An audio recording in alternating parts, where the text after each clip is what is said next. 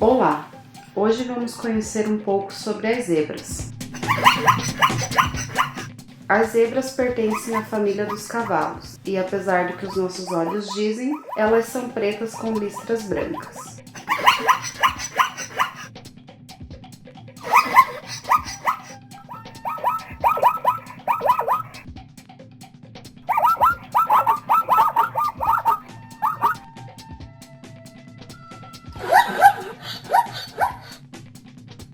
Além de manter as zebras frias, acredita-se que as listras de uma zebra também sirvem para a camuflagem do animal e distraem os predadores.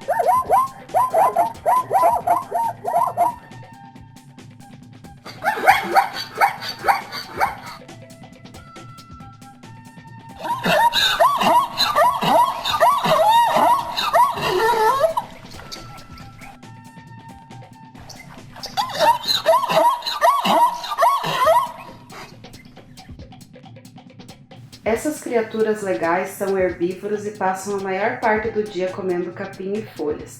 Seus dentes estão bem adaptados para a pastagem, pois nunca param de crescer.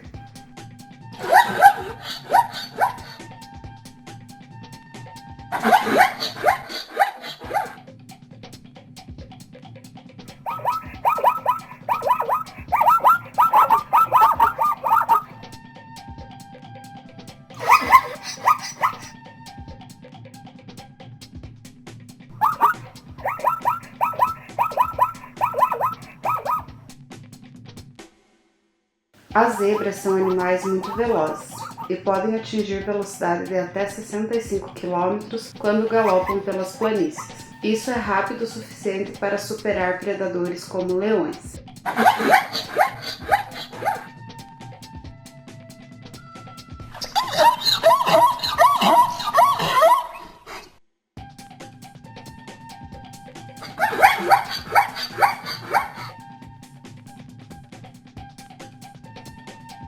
As zebras vivem em rebanhos, onde permanecem juntas em grupos familiares pequenos. Quando migram para novos locais em busca de alimentos, se misturam a outros grupos formando super-rebanhos, contendo milhares de animais.